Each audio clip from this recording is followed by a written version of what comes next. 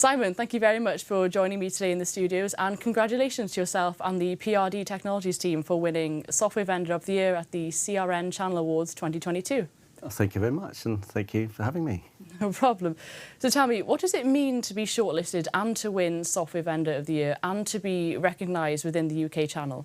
Oh, it means a huge amount to us. The intelligent bidding platform, the fact that, particularly at the enterprise level, the fact it's made such an outstanding difference, that means so much. We put so much work into this channel over the last few years because we recognise in other sectors like telecoms, we've been doing that for 15, 20 years, also with the altnets and the rollout of fibre. But this is relatively new to us. So the fact that we're able to create and offer this transformation in data processing and data collection and bidding for us, it's really huge. So hopefully it will help get our brand recognised out there. It also means a lot to our partners as well, because the following morning, the Chief Financial Officer of one of the biggest cloud service providers in the UK called up, no other agenda, just to congratulate us. So, and also the same with a huge managed service provider, exactly the same thing. So the fact they put their necks out for us all those years ago when we're relatively unknown, and for them to call up and congratulate us, then it started to hit home how important this is to us. Fantastic.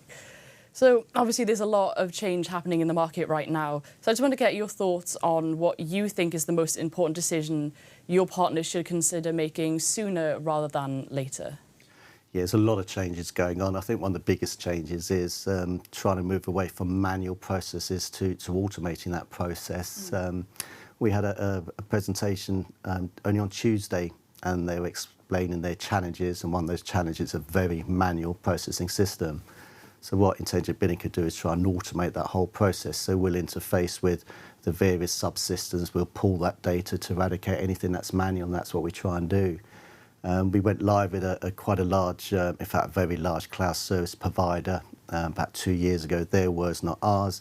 But as a result of using the intelligent bidding platform, they estimate it's reduced their manual input by about 95%. So that translates into a lot of man hours. Another company, a managed service provider, their words again, not ours, they estimate about 300 hours a month it saved them. So that's what we're seeing. And of course, the benefit of that isn't just the reduction in manual work, but of course debtor days as well. So invoices are going out at the beginning of the month, like at the end of the month. And of course, with all the pressures at the moment, that's 2.5, 3 weeks where invoices are going out early. So that has a massive impact on, on debtor days. So that's a trend we're seeing. There's a lot of manual processes still, because companies have all these fragmented systems, and what we're trying to do is pull the data from these various systems using APIs, and then have, just put it together so it's a single point of contact through our bidding platform. That's great.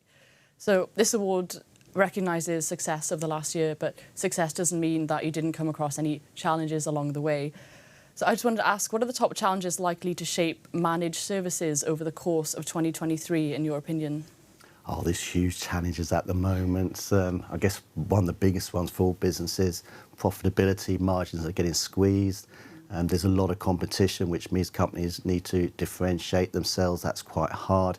Our view is that if you come up with any ideas, product ideas and pricing, it shouldn't be constrained by the bidding platform. So intelligent bidding is open to virtually anything. It's really tough times at the moment. It's probably going to get worse with the amount of competition going on.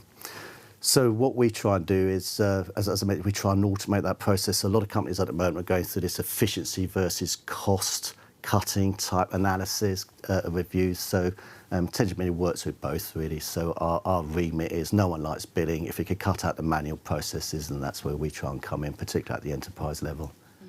Great. So you won Software Vendor of the Year. You've got the award to prove it, but that doesn't mean the hard work stops there. No. So how else is PRD Technologies evolving when it comes to the channel?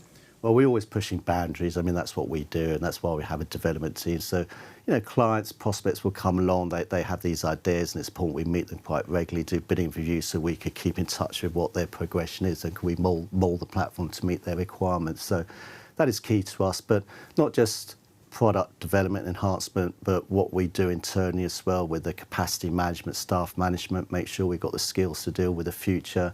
The development team has changed over the years. We have quite detailed product roadmaps, technical roadmaps. We tend to be quite proactive with that, so if customers request anything, then we'll add it to the roadmap and then we'll enhance it and build it. most of the time it's around automations and integrations, so a lot of internal change too. Another significant change is all the compliance the last few years. You know, the old days we could just turn up and do work. You can't do that now. It's all about, you know, management systems, information systems, all the compliance, 27,001. So we've got a dedicated team dealing with that as well, just to make sure what we deal with and how we deal with data is absolutely correct, because we deal with a huge amount of data, and of course we're a data processor. So. And what about on the integration side? Who are you integrating with?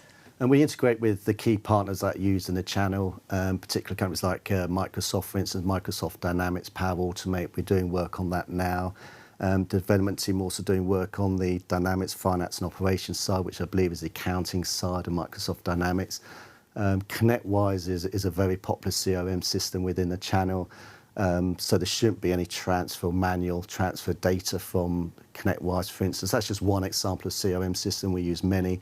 So yeah, we pull the data from those systems, and we process all the variable consumable amounts that other systems don't do, and then we transfer that data back again, or they use our systems end to end. So, but also banking, fintech, collections, Go Carless, we're doing a lot with them. In fact, we deal with most of them. So companies come to us, we try and understand what their IT infrastructure looks like, and then our development team will then build the APIs if it's not already supported. So we can integrate with those companies. So those development teams could either use our APIs or we could do it for them. But there shouldn't be any restrictions on who we deal with. Mm-hmm. Well, Simon, thank you again for joining me today, and congratulations once again to yourself and PRD Technologies. And thanks for having us, and really appreciate it. No problem.